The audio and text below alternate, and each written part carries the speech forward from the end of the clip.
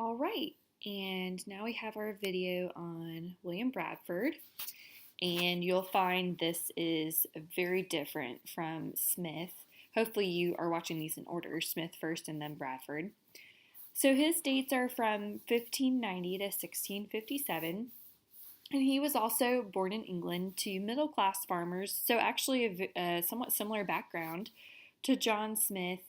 And as a young man, he did have a lot of difficulty with the loss of his father and just other difficult things happening in his life.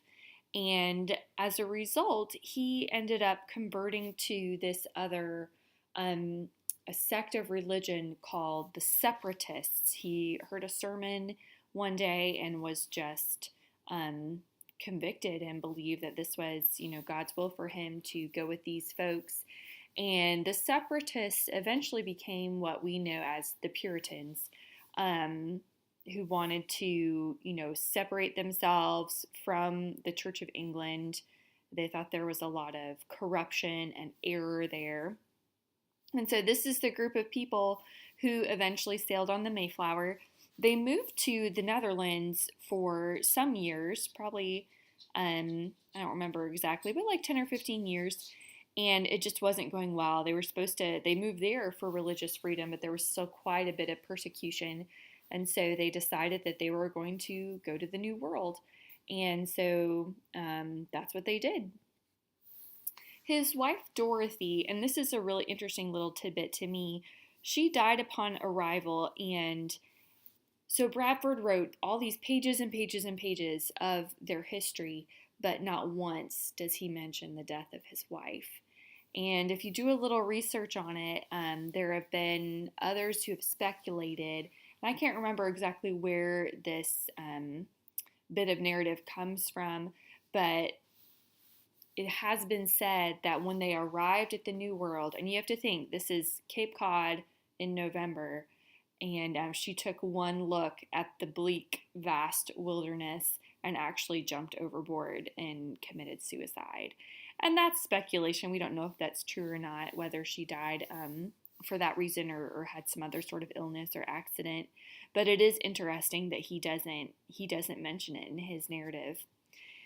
And he served as the governor of Plymouth Plantation for approximately 30 years. And what's interesting about this is it wasn't 30 years straight. Like, they would elect him governor and he would serve for 3 or 4 years. And then, there would be some unrest and they would they would elect someone else. Well, then that guy would serve for a couple of years and they were like, oh, no, this is not going well. We got to get Bradford in there again. And then they would elect Bradford again. So it was about 30 years total that he served as their governor, which is a very long time, which I think bespeaks his leadership skills as being very fair. And he was a humble leader, which I hope you could tell by his writing style. Such a strong contrast to John Smith that Bradford had a much more humble narrative. He rarely mentions himself, if at all, and the narrator becomes much less the focus of what's going on here. So let's talk about of Plymouth Plantation, and I know this was long. I know it was, guys, so we're just going to hit the high points here. And the first thing we need to discuss, because the whole first section is why they decided to leave. So they had their reasons, and and they knew it was going to be difficult, right? Like, they knew, it says here on page 133, if you have your book open, that,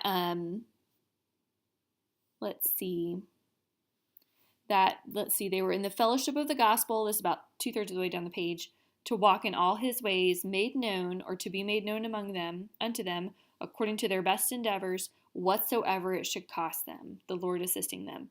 And that it cost them something, this ensuing history will declare. So they knew it would be difficult, but they made this choice anyway. So if you look at pages 134, 135, they actually have this list of their reasons for removal.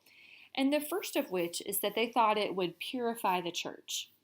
So basically, I'll read this line at the top of page 135. It says, "And first they saw and found by experience the hardness of the place and country to be such as few in comparison would come to them, and fewer that would bide it out and continue with them. For many that came to them, and many more that desired to be with them, could not endure that great labor and hard fare. So a lot of people are like, yes, I want to join your movement. I want to be part of this new, um, you know, religion and being separate from the Church of England. But they knew that it would be only those to whom it was very important that would stick with it. So putting themselves in this hardship would actually purify the church. Secondly, they really just talk about how the persecution was so difficult. About halfway down page 135, it says, secondly, they saw that though the people generally bore all these difficulties very cheerfully and with a resolute courage, being in the best and strength of their years, yet old age began to steal on many of them, and their great and continual labors with other crosses and sorrows hastened it before the time. So persecution was so hard, it was actually aging them prematurely, and it was just really difficult. And really connected to that is the effect that it was having on their children. They're living in this land where they're in the minority as far as their religious beliefs. And so they talk about how children are being drawn away from the faith, and those who are trying to stick with the faith, it's just very difficult on them. And then finally, they really did want to spread the gospel. If you look at page 136, that first paragraph, it says, lastly, and which was not least, a great hope and inward zeal they had of laying some good foundation, or at least to make some way thereunto for the propagating and advancing the gospel of the kingdom of Christ in those remote parts of the world. So they really did have a mind to take the word of God to a new land and share it with those they found there. So these are all their reasons, and they talked how it was a very weighty decision, but when they weighed all their options, they felt like this was the best thing for them to leave Holland and go to the New World. And here I wanted to go ahead and point out, like at this point, we don't even have any mention of the narrator. So I hope you can see, I'm going to contrast this with Smith's narrative. Smith's narrative was about Smith. Bradford's narrative is not about Bradford. Bradford's narrative is actually first and foremost about God and about the church and the advance, what they struggled with. So this narrator plays a very different role. He really doesn't mention himself, and he has a much more objective tone. So I would say between the two narratives, we can really trust Bradford more to be as accurate as he could be. Obviously, everyone has some bias in their perspective, but Bradford tried his best to be accurate and to take himself out of the equation. All right, so now we are going to talk about the overarching theme. There's not a whole lot that happens on their journey over. They finally get on the Mayflower. They were supposed to be on this other ship first, and then it had some problems, so they end up going on the Mayflower. And they get there, and it talks about how difficult their time is, the difficult beginnings of, and their dealings with the Indians and all this. So the main overarching theme, and I don't know if you caught on to this because it's kind of subtle, but the idea that pops up over and over and over again is the idea of God's providence. And I know I mentioned this in our introductory lecture about how the tenet of providence was very important to the Puritans, and it was this idea that God is in control. Everything that happens is from God's hand, whether it's good or bad. So I'm going to give you a couple examples. I'm going to pull a couple examples from the text just to reinforce this idea. So the first example is actually from their voyage over, and I think this one's kind of funny, is the death of the profane sailor. So turn to page 142. 142 in your book. Here at the top of the page, it says, it's like second line in, and I may not omit here a special work of God's providence. There was a proud and very profane young man, one of the seamen, of a lusty, able body, which made him the more haughty, and he would always be condemning the poor people in their sickness, and cursing them daily with grievous execrations, and did not let to tell them that he hoped to cast half of them overboard before they had come to their journey's end, and to make merry with what they had, as if he by any gently reproved, he would curse and swear most bitterly. But it pleased God, before they came half seas over, to smite this young man with a grievous disease, of which he died in a desperate manner, and so was himself the first that was thrown overboard. So basically, there was one of the sailors on the ship was just really mean to the pilgrims and said, "Oh, I'm going to throw half your bodies overboard." And they saw it as God's justice, the just hand of God, to smite him with disease, and that he was the one that died. And there's a little poetic justice there that we can kind of, alongside the pilgrims say, like, yeah, that's the right thing to happen. But, all of these things they attribute to God. Secondly, what I wanted to point out as another really good example is the supplies they really take from the Indians. They're not, some of the supplies were given them from the Indians, but the first ones they get, they actually take. So turn over to page 146. So here they're on this exploratory expedition. They're trying to, get their bearings and figure out what's what. And so page 146, about 4 lines down, there was also found 2 of their houses being the Indians' houses, covered with mats and sundry of their implements in them, but the people were run away and could not be seen. Also there was found more of their corn and of their beans of various color. The corn and beans they brought away, purposing to give them full satisfaction when they should meet with any of them, as about some 6 months afterwards they did to their good content. And here is to be noted a special providence of God and a great mercy to this poor people, that here they got seed to plant them corn the next year.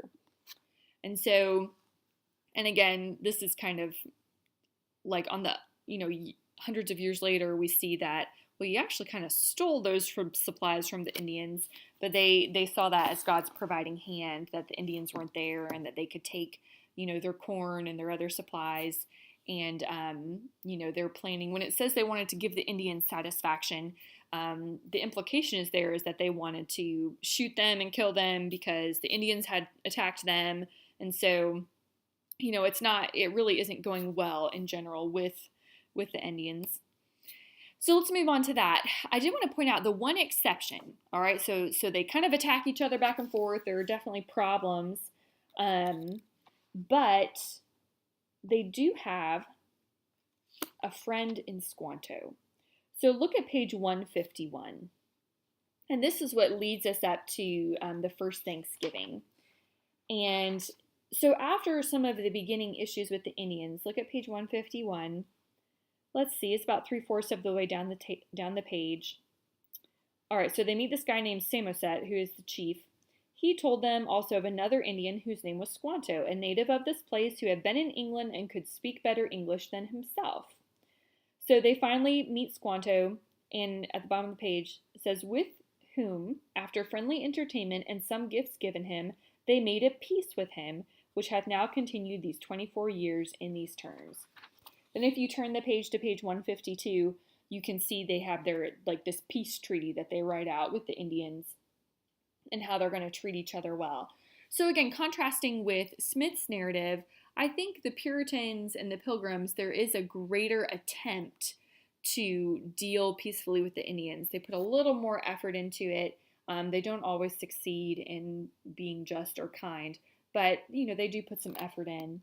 And then on page 152, right after that list, it says, after these things, he returned to his place called Soams, some 40 miles from this place, but Squanto continued with them, and was their interpreter, and was a special instrument sent of God, for their good beyond their expectation. He directed them how to set their corn, where to take fish, and to procure other commodities, and was also their pilot to bring them to unknown places for their profit, and never left them till he died.